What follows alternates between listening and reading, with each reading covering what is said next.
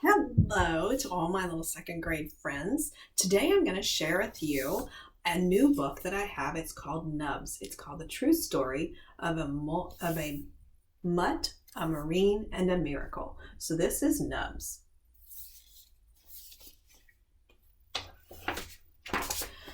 Outside a border fort in the desert of western Iraq, a small, thin dog watched and waited. His ears had been cut off to make him a dog of war. He had no name and no person to call his own. Despite his size, he was the leader of his pack, a group of wild dogs that survived by eating desert mice and rats and scraps from the Iraqi soldiers stationed at the fort. So this is Nubs. I haven't called him Nubs yet. So this is a nonfiction story about this dog who was a military dog in real life. So he became a mutt and then a military dog. As the dog scanned the desert for a possible meal, the stillness of the fall morning was broken by the roar of engines rumbling closer and closer. He hunkered down in the sand. 3 military Humvees carried Major Brian Dennis and his 10 Marines lumbered to a stop. They were part of the Border Transition Team 352, there to help train the Iraqi soldiers. The other pack of dogs raced to greet them.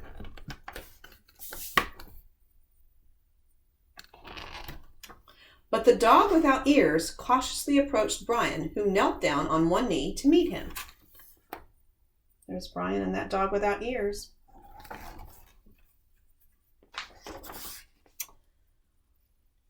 From Brian Dennis, subject, desert dog, date, October 2007. I found a dog in the desert. I called him Nubs because his ears look like little nubs.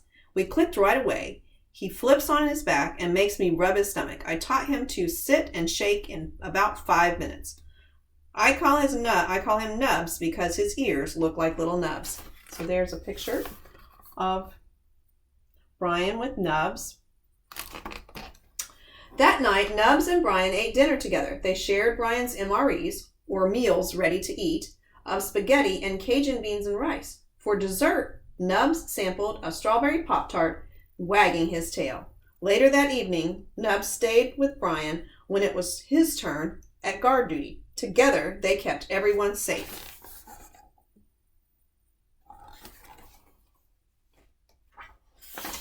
The next day, Brian gave Nubs an extra long belly rub. Then he stepped into his Humvee and drove away. The whole pack chased after the vehicles, but quickly lost interest and turned back. Not Nubs. Running faster and faster, he tried to catch up with Brian. He ran for more than a mile. He had no way of knowing that it was against the rules for Marines to have pets. Left behind, Nubs stared after the Humvees as they disappeared into the shimmering heat of the desert. Well, that's pretty sad. They've made a good friend, and now he has to leave. Let's see what happens next. Long, lonely weeks passed without any sight of the trio of Humvees the Marines called Scout, Boss, and Chuck. At the fort, without Brian, there were no belly rubs. Winter's cold winds began to scour the desert, leaving Nubs scrambling for someplace warm to sleep. As the pack leader, he faced constant challenges from younger dogs wanting his job. Sometimes groups of dogs from other forts fought Nubs and his pack over the little food they had. Nubs lived his rough, harsh life waiting for each time Boss carried Brian back to him.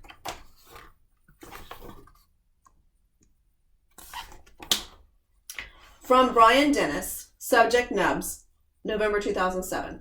Our last trip north I was expecting to see Nubs again. I didn't. We didn't make it as far north as we did last trip, but still I thought I'd see him. I hope that crazy little dog is okay.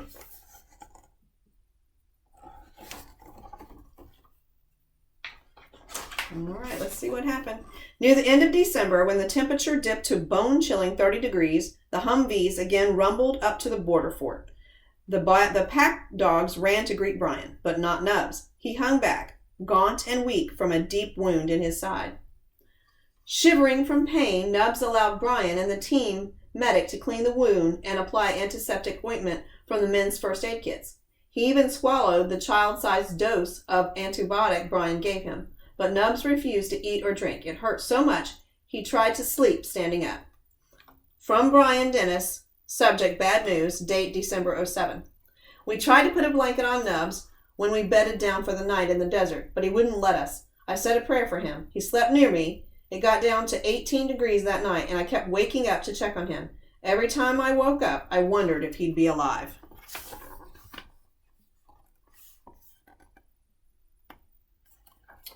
Wow, let's see what happens and see if he made it. When Brian got up at 4 a.m. for his turn at watch, Nubs stiffly padded into place beside him, head and tail drooping. He faithfully made the rounds with Brian. The next day, Nubs watched as Brian and his team prepared to leave. He touched his nose to Brian's face as Brian bent down to pet him goodbye. He felt Brian's head on his and heard him whisper, "Hey, buddy, you need to eat. You need to get better." Then Brian climbed into Boss, and the three Humvees pulled away.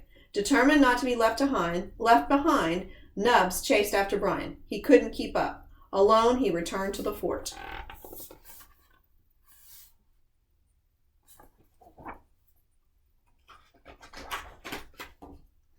Two long weeks later, Scout, Boss, and Chuck thundered up to Nubs' fort again. This time, Nubs was there to greet them, tail wagging but still moving slowly. For a few peaceful days, Nubs stuck close to his human pack. Brian took special care of him, doctoring his wound every morning. Nubs gobbled up his share of Brian's MREs, especially the beef patties. They wrestled and played Give Me Five. Brian rubbed Nubs' belly every time he asked. If Brian stopped too soon, Nubs pawed him and made him rub some more.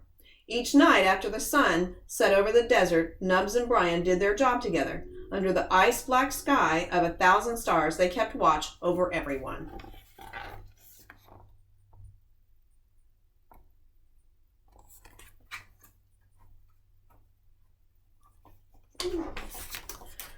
All too soon, it was time for Brian to leave again. Nubs followed close on his heels. Brian tightened his winter scarf, a keffra, around his neck and then climbed inside the Humvee. He leaned out and said to Nubs, "You take care of yourself, buddy."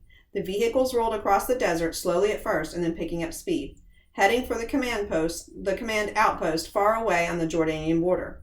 Nubs cried as he chased them across the cold, coarse sand. Because of his wound, he could not keep up. He dropped to the ground, exhausted and completely alone.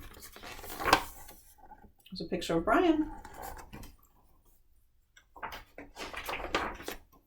When Nubs sat up, Scout, Boss, and Chuck were out of sight. He struggled to his feet and began walking. Do you guys remember who Scout, Boss, and Chuck are? I believe they are the Humvees. There we go. Nubs trekked mile after treacherous mile across the desert, shivering through the frozen days and nights. There was little to eat and even less to drink. With barely a moment's rest, Nubs pushed on, fighting his way through territories fiercely protected by wolves and wild dogs. So here is Nubs up here. You can see him, and he's traveling all the way down here to Jordan, which is where Brian went. 2 snowy days and 70 miles later, Nubs limped into the Iraqi battalion headquarters where Brian was working. A team member ran inside shouting to Brian, "You are not going to believe who's here." When Nubs saw Brian, he ran with his tongue out and tail wagging right into his arms. "What are you doing here?" Brian said as he held Nubs close and rubbed him all over. Nubs finally felt warm again. He pressed his wet nose against Brian's cheek. Nubs watched Brian climb into Boss, ordering his team back to the command outpost just a half a mile away. "I know we're not supposed to have dogs at the outpost," Brian said to his men, "but if he follows us, what can we do?"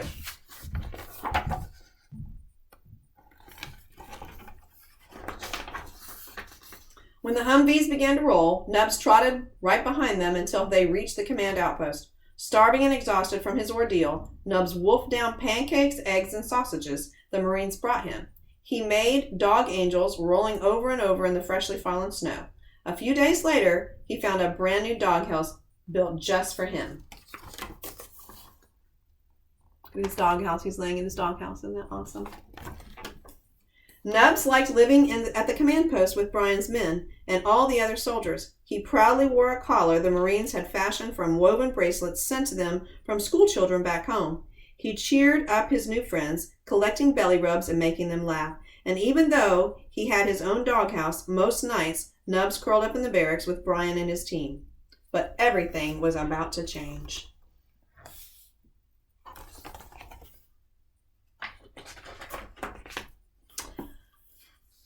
From Brian Dennis, subject Nubs Can't Stay, January 2008. This all came crashing to a halt when 2 soldiers who were not part of our team reported us. We were given 4 days to get rid of the dog or else. That night I sat down and talked to my Marines. We knew that if we took Nubs to the fort, he would come back to us. This made the decision easy for us. Nubs was going to America. This dog, who had been through a lifetime of fighting, war, and abuse, was going to have a nice sunny life and would never be cold again. Nubs sat close by as Brian emailed his family and friends back home, and he supervised the men as they put up flyers to raise money for the needed journey. Save Nubs Fund. We're trying to evacuate Nubs to the States via Jordan. It is going to cost upwards of $2,000 to do this. If you want to help save Nubs, bring a small cash donation by the BTT 352 COC. Any bit will help and will be much appreciated. You can even visit him in San Diego when we get him there. This dog found us after walking nearly 70 miles in the desert, and we are going to help him. He is an awesome dog.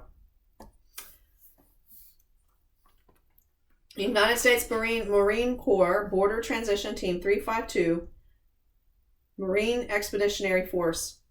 From Border Transition Team to the Jordanian Border Authorities, subject passport, travel document in the case of Nubs Dennis, a privately owned dog belonging to the United States citizen. This paperwork constitutes the passport and travel document for one privately owned dog named Nubs Dennis. He is 2 years old and weighs 14 kilograms. Below is his picture. His U.S. identification number is 323-6371. His final destination will be San Diego, California, United States. Nubs was the first to hear the good news. Family and friends wanted to help. Nubs posed for his passport photo. He took 3 baths in 3 days to get ready for his trip. That was tiring. There's his passport photo. Pretty cool. All right, let's see what happens. On the last day, Brian packed Nubs' brown blanket and his favorite superhero toy. Brian made a leash for him out of rope. Nubs didn't play with anyone as he usually did. Instead, he sat quietly in a corner. When it was time to go, Brian scooped him up and put him in Boss. Together, they drove to No Man's Land, the zone between Iraq and Jordan. There, they met the brother of Brian's interpreter, who had agreed to help him get Nubs from Jordan to the States. He was escorted by a Jordanian official. So here's Nubs with his leash. He doesn't look very happy right now. Let's see what happens. Be good, buddy.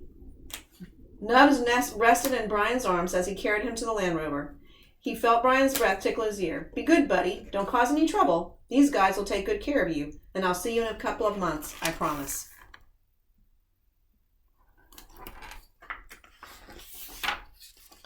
From Brian Dennis, subject worried. Date February 2008. I had my interpreter call his brother every 30 minutes. I wanted to know when Nubs was headed out on the highway to Amman. I was sending him off with strangers, and I was worried I would never see him again. Nubs sat at the border checkpoint for hours as the officials pored over his paperwork, making sure everything was in order.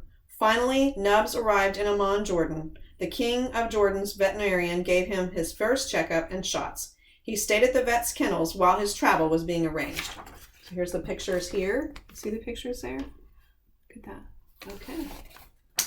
2 weeks later, Nubs flew the 10-hour flight from Amman to Chicago. Friends of Brian's picked him up at the airport. Nubs ate steak and strawberry Pop-Tarts for dinner. A few days later, Nubs flew out of Chicago on the last leg of his long journey. So here's Amman, Jordan up here. He flew to Chicago, and then he flew all the way down to San Diego. You see that? Wow. So he's flown all the way across the United States. When Nubs stepped off the plane in San Diego, he was greeted with banners and all kinds of cameras. He patiently posed for his paparazzi, but was glad to leave the airport crowd with Brian's friends, Eric and Chrissy. From Brian Dennis, subject rock star Nubs.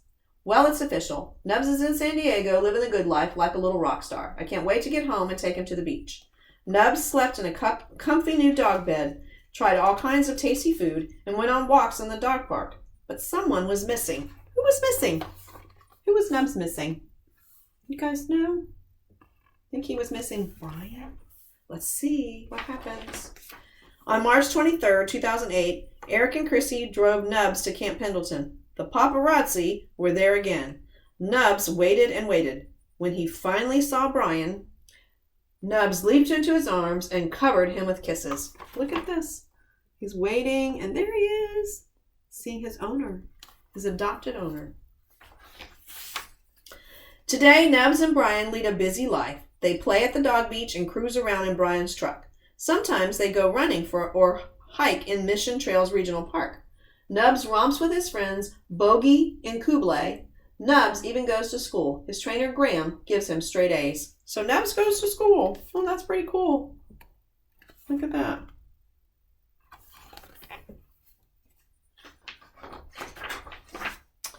This small dog has done amazing things in his short life. He chose to travel 70 miles alone across the desert to be with Brian. It was a miracle he survived. The bigger miracle may be that this dog of war chose to be a dog of peace. Now Nubs has a name and a person to call his own, and he shares the friendship and love he found with everyone he meets. But Nubs saves his best kisses for his best buddy, Brian. Well, that's a pretty cool story. And it's true. Yeah, and here's a little letter, the back of the book from Brian. So I hope you guys enjoyed that story because it's a nonfiction book about a wonderful little dog who was a dog of war and decided to be a dog of peace. So see you to the next time and for another story. Have a great afternoon.